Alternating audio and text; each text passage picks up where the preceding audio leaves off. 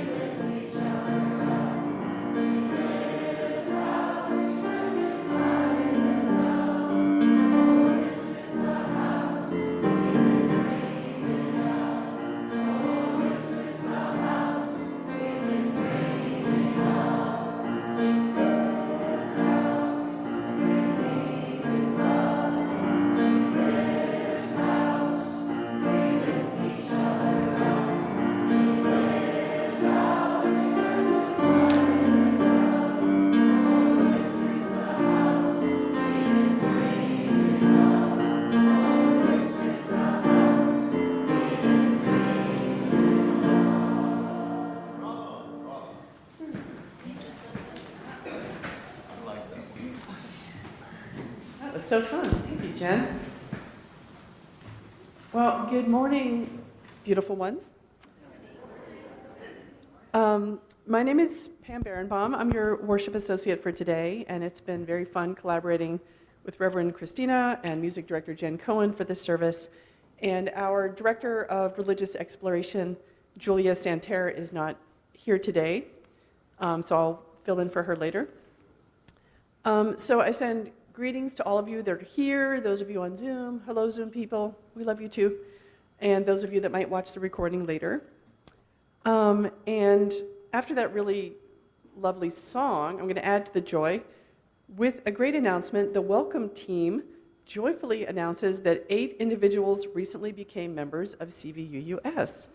And those new beloved people are James Cole, Rebecca Cole, Ben Cowie Haskell, Alyssa DeBella, Ian Hyatt, Melissa Hyatt, Jacob Lovin, and Samantha Rokamp. A new member ceremony will be held Sunday, May 31st, but of course you can congratulate them before that. So that's great news. Welcome to CVUUS. That's awesome. Yay. So if any of you are in the congregation right now for the first time or maybe second time and you're kind of thinking about whether you want to join, I just want to say to you on behalf of all of us that you are very welcome no matter what your background or your identity is. And if you would like us to stay in touch with you, please fill out a blue slip of paper that you can find out on the welcome table. And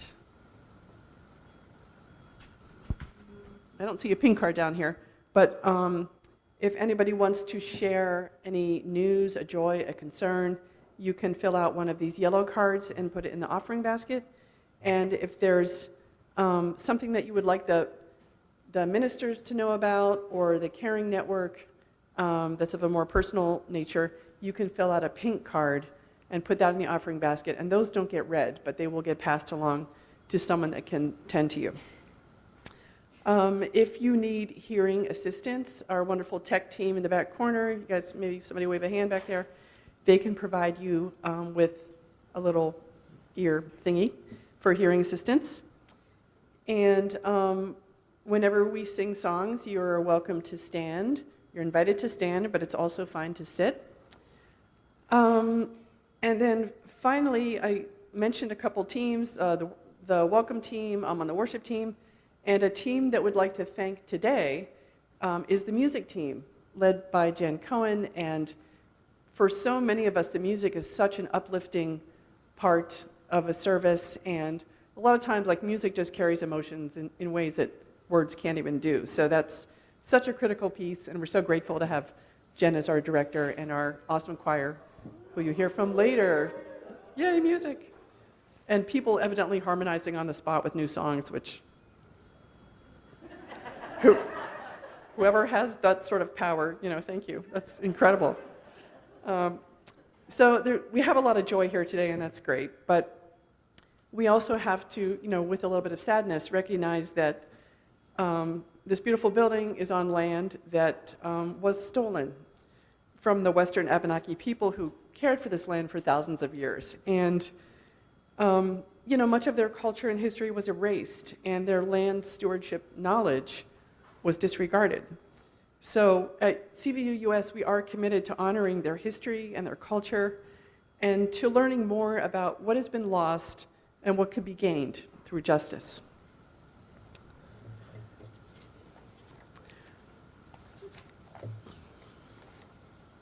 Sometimes my papers stick together. So it's time to light the chalice, which is the symbol of Unitarian Universalism, and I would love for Cora, I'm not sure where Cora is. Yay, there's Cora. Ladies and gentlemen, Cora. And our chalice lighting today doesn't actually mention the chalice, but it does talk about paying attention. Let me make sure we... slide that middle thing forward. Here, I'm going to try turning it off and on again. There we go. Perfect. Well done. Thank you, Cora. So if you could join me in reading the words of the chalice lighting, which is on your order of service, and also the screen. It's an excerpt from Mary Oliver's poem, Sometimes. Instructions for living a life. Pay attention, be astonished, tell about it.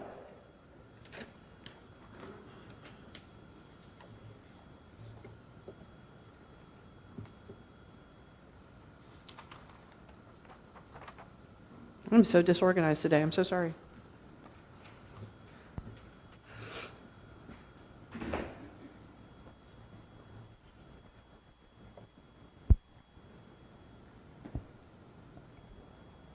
Thank you, Pam. I love working with you. So, our opening words. May we remember these three important Sanskrit words when we contemplate living in community. Simran. You want to say it out loud? Simran, remembering who we are. Satsang. Satsang, hanging out with the right people. Seva. Seva, doing things without selfish motivation. Simran, Satsang, Seva. Let's sing hymn number 128, For All That Is Our Life.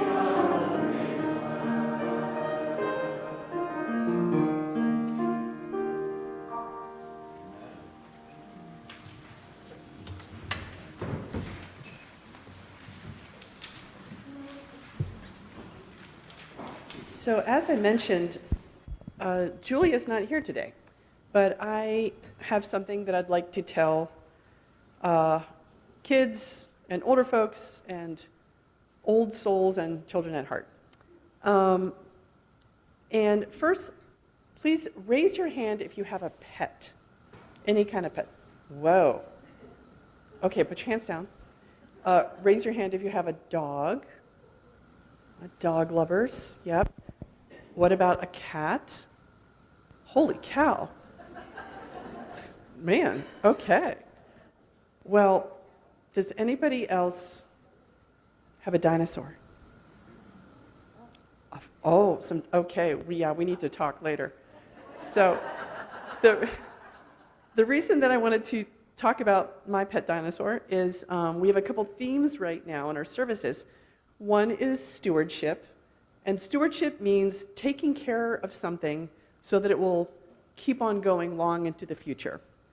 And in order to take care of something, you need to pay attention to what that thing needs. And up on the screen, that is my bird Murphy. And she's holding up a Scrabble letter that she stole off a Scrabble board. So one of the things I learned was that you can't play Scrabble when Murphy's out of her cage. But you notice she made an entire word. Like technically that's a word. So I mean, this bird is obviously incredibly smart. And, you know, and I think probably most of you know that all birds on Earth today are basically dinosaurs. Like a lot of the dinosaurs did not survive extinction from the big meteor. The ones that survived kept on evolving, and every bird that you see today is basically the remnants of the dinosaurs that used to walk the Earth. So I really like thinking that I have a pet dinosaur. And I have to say that it is really different than having, say, like I have a dog too, and the dog tells me what he needs. Like he stares at his bowl, or he licks his lips if he's hungry. He stands by the door if he needs to go out. Like it's very clear what the dog wants. It's been a real project to figure out what my dinosaur wants. She came into my life kind of suddenly when her owner couldn't take care of her anymore. And it's been really interesting. And by the way, her name is Murphy, but she also has some other names. The chief name that she has is Stinky, and versions of Stinky, such as Stinkamus, Stinky Head, Stinkaroony Doodle, and her formal British royal name is Lady Stinkerington of Poopingham. So like I said, I really kind of had to figure out how to steward this bird into the future by paying attention to her. And I've come to understand that if she's in my lap and she bites my fingers gently, what she wants is a head scratch.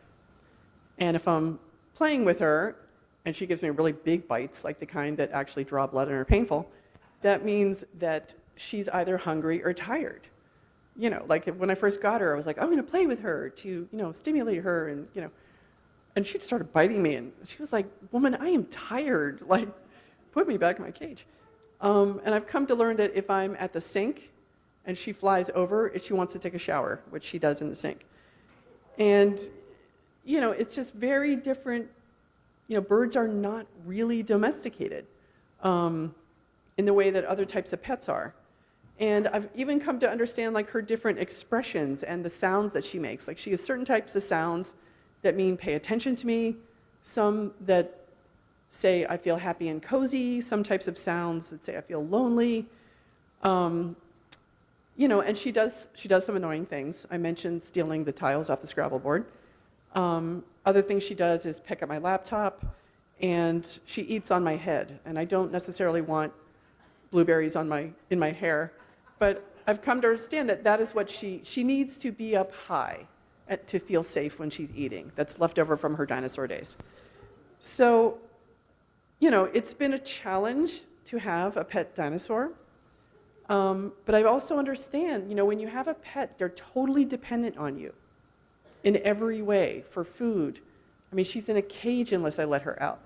And it's really a privilege to pay attention, you know, to something and to recognize that this creature really needs you. And so I think there's a lot of great lessons to be learned from caring for our pets, stewarding their lives through paying attention to them. And so maybe some of you will come to my house someday and you can meet Lady Stinkerington of Poopingham for yourselves. So anyway, I just wanted to share that story. And it's time to sing the kids out. So please join in. I think we're doing Let Us Open Our Eyes.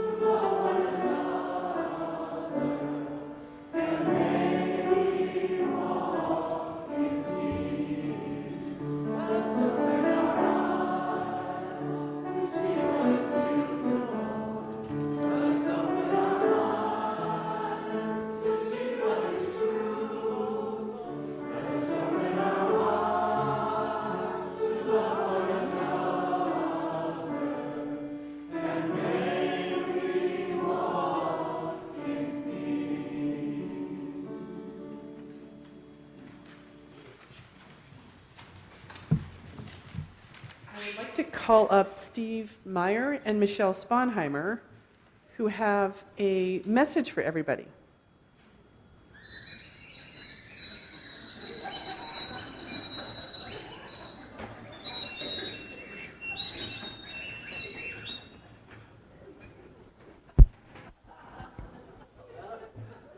Good morning.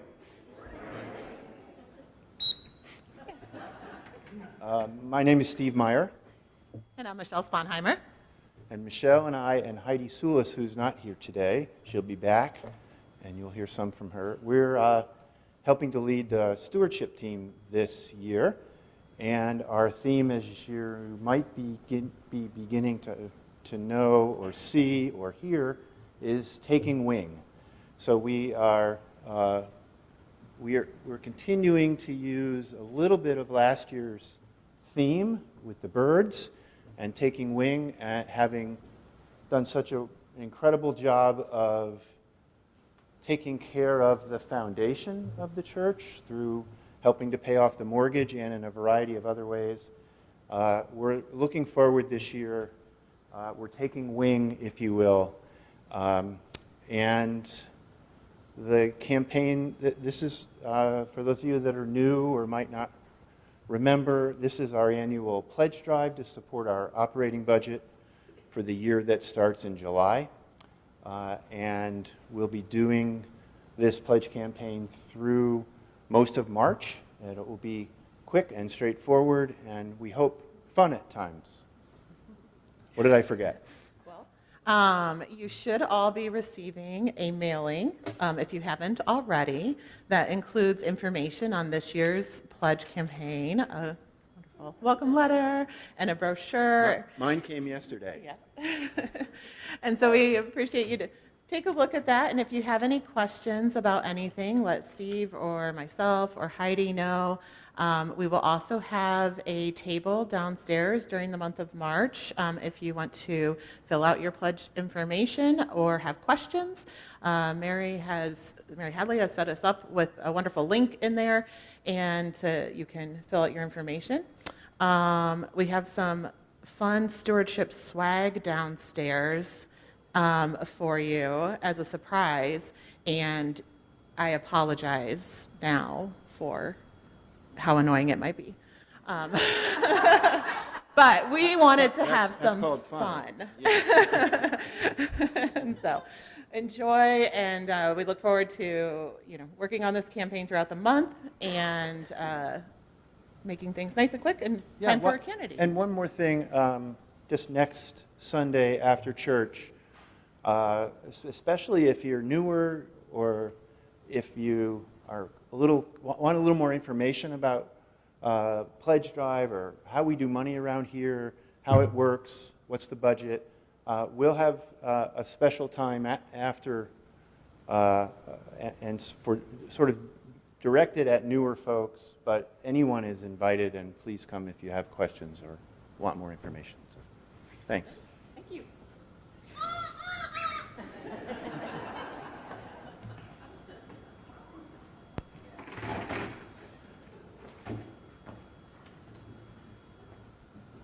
I want you to know that my bird Murphy is 100% in support of our Taking Wing campaign.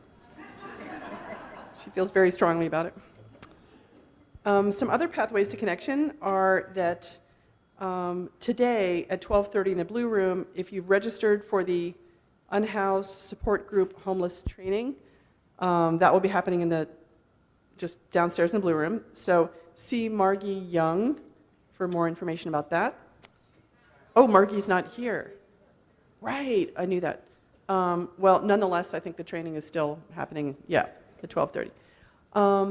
Next Saturday, March 7th, is the Social Justice Ministry Workshop that puts CVUUS's social justice work in a larger regional context where we learn from other congregations.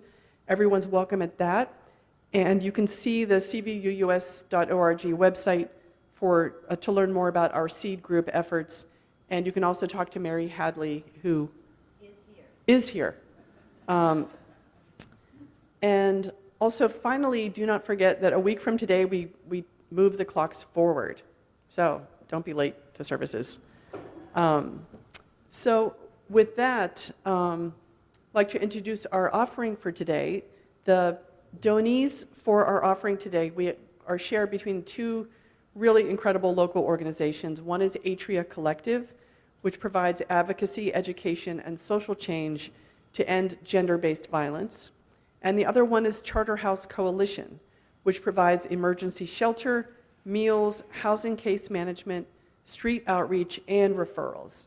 So these both organizations have been around for a long time and do great work. So please be as generous as you are able. And now your offering will be gratefully received. Thank you.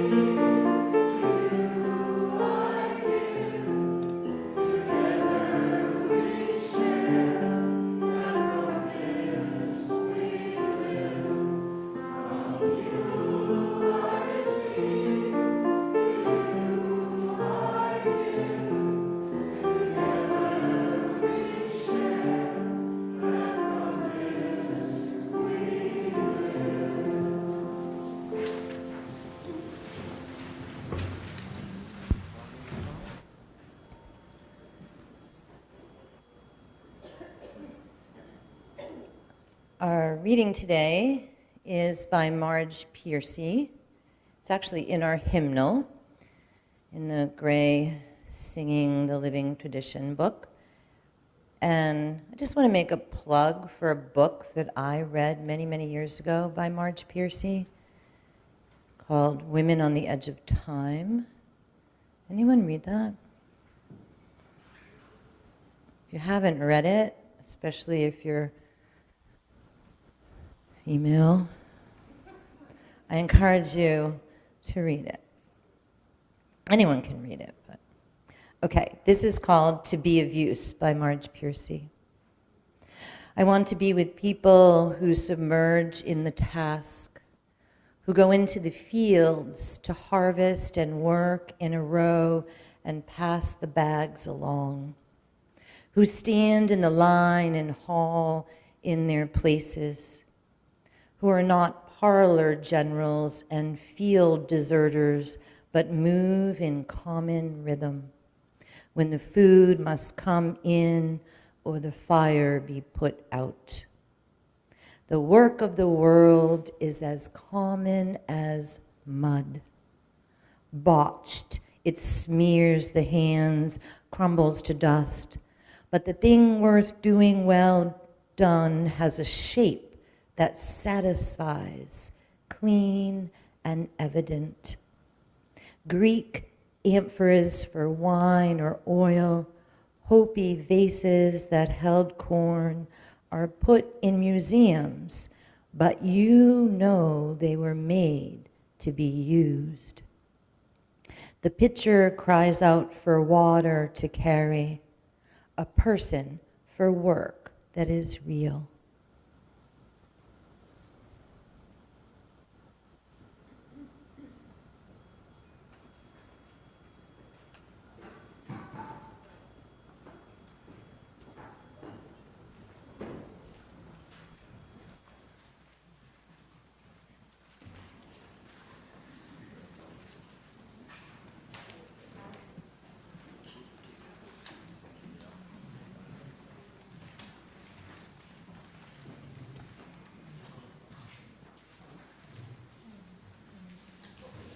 Oh, I'm actually going to read the words of this song. We're talking about paying attention and caring for one another, and this is just a simple love song, but the words are beautiful. So it's called The Thing That Makes You Beautiful. There's not a pretty or a handsome that could ever stand in praise or hold a candle to the light I see shining from your face. What no random quirk of nature could ever compromise.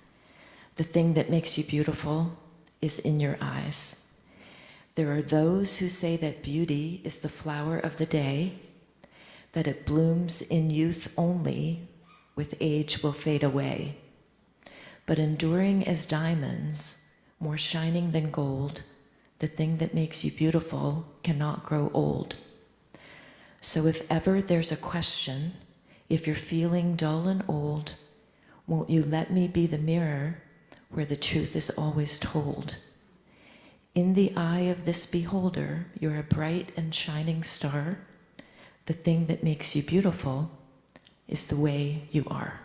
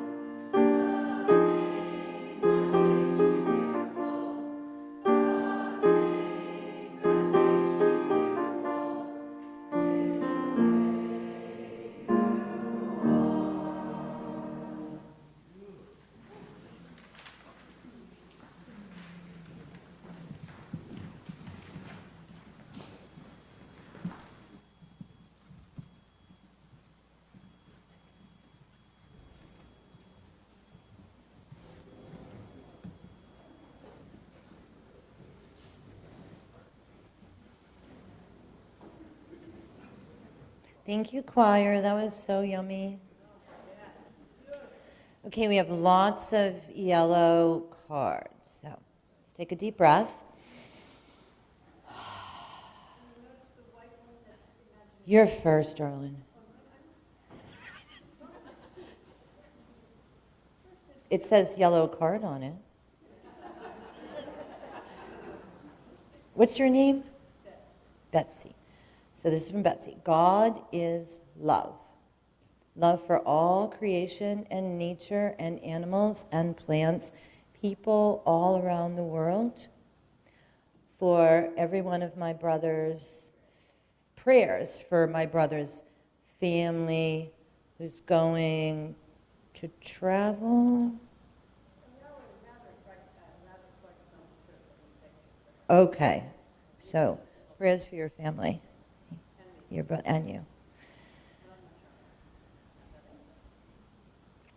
Okay, this is from Barnaby and Michelle. This is very exciting, actually, as I know the story behind. Even in the midst of chaos and misery, great joys can arrive. Alfie, that's their son, called to say that after 14 months of unemployment in Washington, D.C., he landed a job representing the Bipartisan Policy Center on Capitol Hill. This nonprofit searches for solutions to major problems that can attract bipartisan support and that lobbies to build conditions to transform these visions into laws that bridge our divisions. Yay, Alfie. This is from Miles, who shares that his wife, Lise Anderson, is in Charleston, happily visiting with her first grandchild, Lila, born on February 10th. Richard Hopkins, and this is important, actually, because, well, I'll read what Richard says. Gail and I appreciate your many expressions of concern, but really, she does not have a broken leg. So this was a scam that some folks got, that Gail had a broken leg and was trying to get Amazon cards and this and that. So, yeah. So she changed her email password. But Richard and Gail are grateful for all of the support they got. It's another very exciting thing, which from Elio Farley. I'm so grateful for the congregation's love and encouragement over the past few years. Your love brings me courage. Delighted to share that I've been accepted to multiple divinity schools, 8 different, and has received scholarships, and I'm still deciding where I will attend, but wanted to share the good news with you all. It's another exciting thing. This is from Liam. After 2 months of collaborative and positive planning, UBU, cool name, right? A social and support group for our queer community will be starting this Thursday with a burrito bar potluck at 5:30 and a circle conversation at 7. Ask Liam or Jake for a handout about meetings this month that you can share with your colorful friends. And last, this is from Mitch Kramer. His wife, Dinah Smith, is at home recovering from knee surgery this past Wednesday. Please send her healing thoughts. And with that, I invite us to close our eyes. And let's send Dinah some healing thoughts and prayers from our hearts.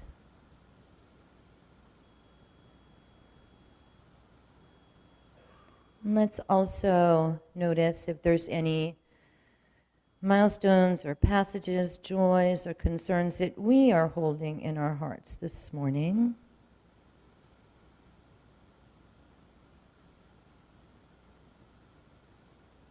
And sending light and love to ourselves or anyone we know.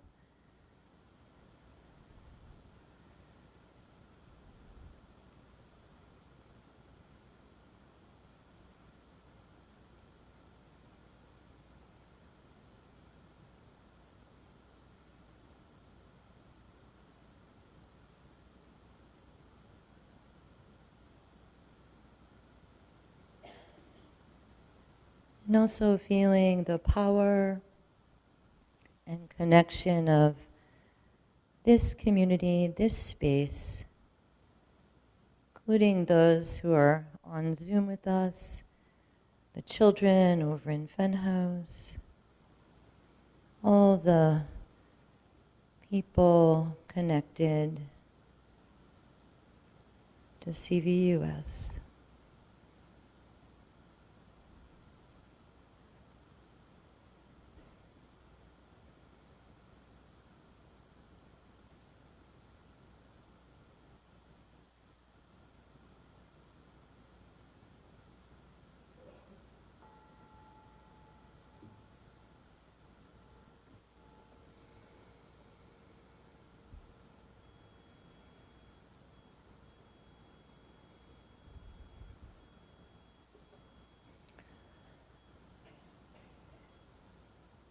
Historically, a steward was one who helped govern when the ruler was either absent or underage. From that role, stewardship evolved into care of something one does not own. Even though nothing really belongs to us, we are responsible for taking care of resources that have been entrusted to us. We are stewards of many things: our bodies, our pets, our families, our homes, our planet. Yet we don't really own anything. We are under the illusion we do. Even when we arrive in understanding that what is dear to us is not really ours, we don't stop caring. We know our children will leave us at some point, yet we love them and give to them wholeheartedly while they are with us. We know that our bodies will one day turn to dust, but we do our best to nourish them. We know that there's a possibility that our precious earth may become uninhabitable, yet we still recycle, buy local, advocate for our great mother. We care for and tend to what we love because it is a part of who we are, part of the interdependent web of existence. Remember that? Our seventh principle? There may be times when our stewardship feels overwhelming, even burdensome. We may struggle to be good stewards. As much as I love my family, I sometimes feel like I don't want to be a daughter, a mother, a wife. Believing I should be a good steward of the earth does not stop me from buying bottled water or using oil for fuel and heat. My struggle with stewardship shows up daily. What does it mean to be stewards, good stewards, of this congregation and Unitarian Universalism? I thought sharing our mission might help. Do you know what our mission is? It's not on the screen. We have a mission to be inclusive and welcoming community that sustains a liberal religious tradition. We aspire to be visible and active on behalf of social justice and environmental responsibility. We nurture and empower each other at all ages on our spiritual journeys, and we reach out to the larger communities of which we are a part. Pretty good. Hard to remember.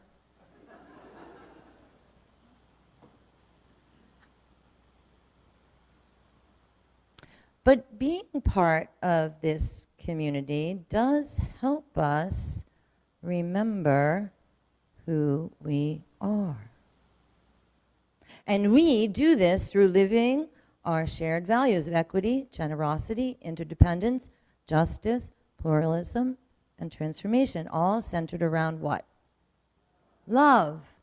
For 40 years, this congregation has been a haven for those seeking liberal religion, for those seeking UU values, for those seeking Simran, Satsang, and Seva. Now we are responsible for keeping this faithful community alive and well for the next 40 years.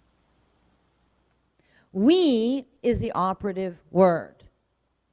The words it and they do not work. Because this community is about us being in relationship, us hanging out with the right people. Our congregation is all of us here today, those who are not here today, and those who will be here at some point in the future. Sharing our presence contributes to the mystical experience of being together, to the energy created in this place that carries many of us through the week, and to the big yes of religious freedom.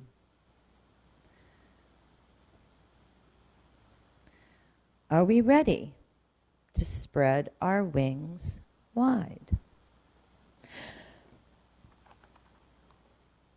The older I get, the more I realize that my conflict around stewardship is an inner battle between self-interest and service. And the wiser I become, the more I'm aware that the self needs meaning, my self needs meaning, which it cannot be the sole source of, furnished by itself, myself, or as Martin Buber says, I needs we to be I. I needs we to be I. Here's a story. A girl and her father were walking along the road. When they came to a large stone, the girl said to her father, "Do you think if I use all my strength I can move this rock?" Her father answered, "If you use all your strength, I'm sure you can do it." The girl began to push the rock, exerting herself as much as she could. She pushed and pushed and pushed, and guess what? The rock did not move. Discouraged, she said to her father, "You are wrong. I can't do it." Her father placed his arm around the girl's shoulder and said, "No, daughter, you did not use all your strength. You didn't ask me for help." Right? I needs we to be I. I am hoping all of you will become or continue to be stewards of CVUUS and our liberal religious tradition by both helping and this is hard for some of you, asking for help. To do things without selfish motivation. Asking for help is not selfish. Could write a whole sermon on that. Great religious leaders know how to exercise responsibility and activism in service to others. Mahatma Gandhi is one of the best examples of integrating the religious and the political so well. A story is told that Gandhi once settled in a village and immediately began serving the needs of the villagers. A friend inquired if Gandhi's intentions were purely humanitarian. Gandhi replied, "Not at all," he said. "I am here to serve myself, to find joy through the service of these poor villagers." Gandhi developed a model of service that unleashed power great enough for India to claim its independence from England without resorting to violence. His model was based on 3 principles. 1, power is granted from those below. Power is granted from those below. 2, our contribution is our humanity. Our contribution is our humanity. And 3, what is true is known to each of us. What is true is known to each of us. Gandhi's first principle says power is granted from those below, which to me means that each of us has equal power in this community.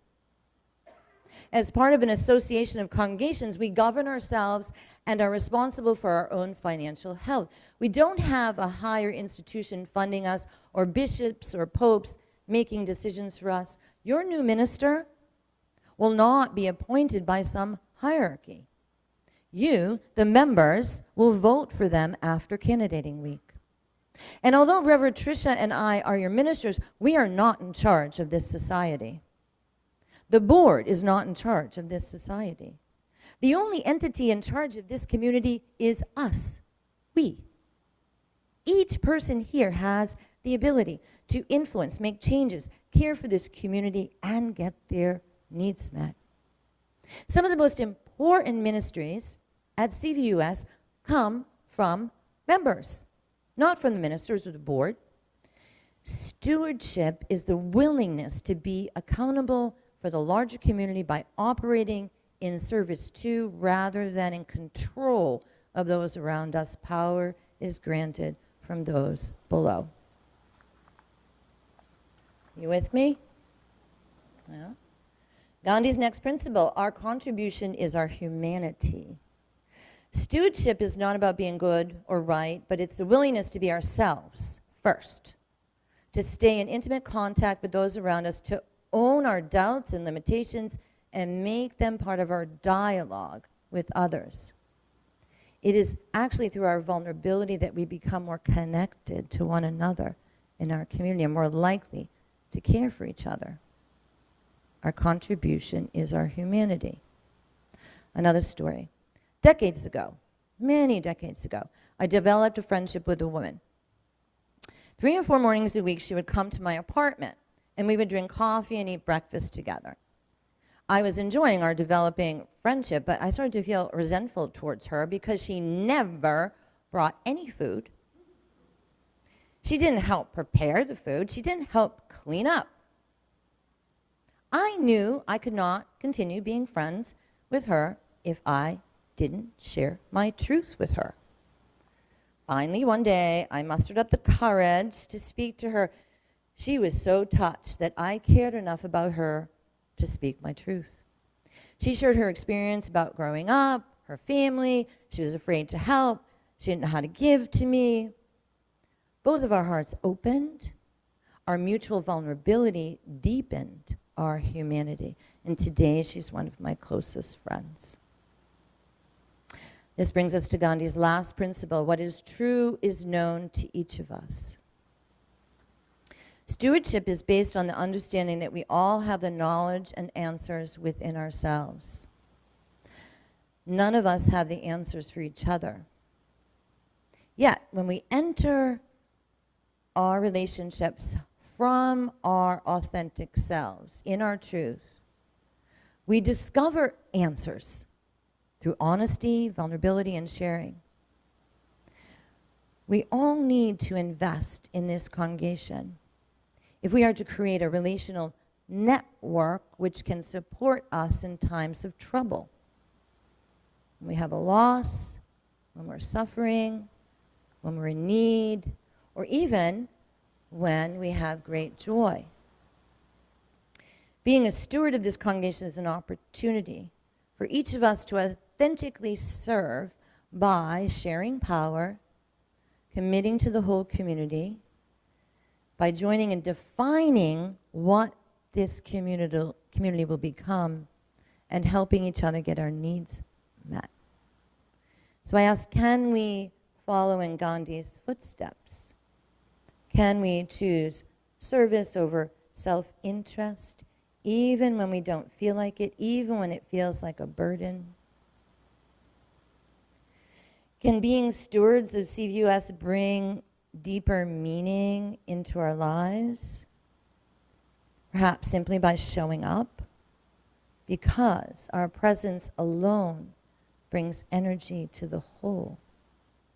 Maybe by joining a team or a small group or the choir, or maybe by beginning to pledge, if we haven't done that before. Or how about something really radical, like encouraging someone we know to come to serve us? Because being stewards of this community helps us to remember who we are by hanging out with one another and taking actions without selfish motivation.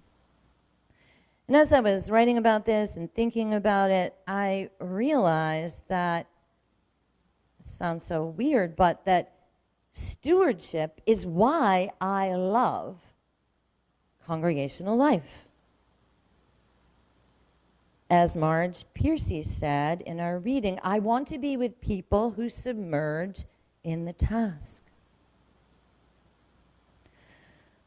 We are living in precarious times. The world is fragmented.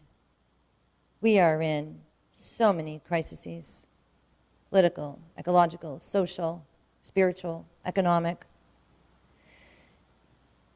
And for some of us, it may appear that our lives are not impacted by this global crisis in this quaint little place in Vermont. Yet, I believe we will experience more and more chaos before we experience peace. But let us remember, the work of the world is as common as mud. You are an incredible community of people who care deeply about one another, the greater community, and the earth. The work you are doing here is real. As time goes on, more and more seekers will need this community grounded in our values. With your generous financial commitment to this beloved community, you will not simply continue to exist, but you will take wing and fly. And you will ensure that Simran, Satsang, and Seva will be here for the children and the future of this faith. The more we act as stewards of this community, the more this place becomes a we, a respite, a haven, a place to turn again and again for all of us who are here now and for all of us who will come after. May it be so. Amen, and blessed be.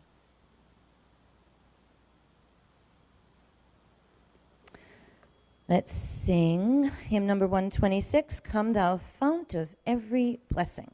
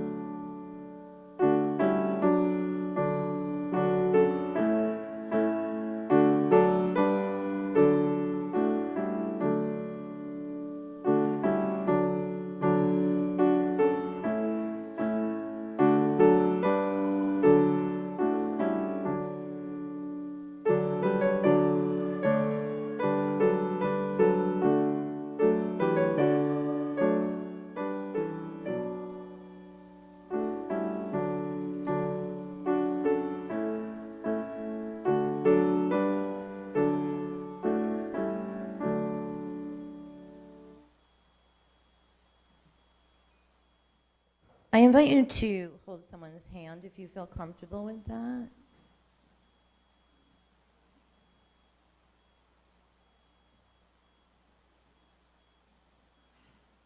And I just want us to say this out loud again. Simran, remembering who we are. Go ahead and say it. Remembering who we are. Oh, is it there? Oh, we can read it. Sorry.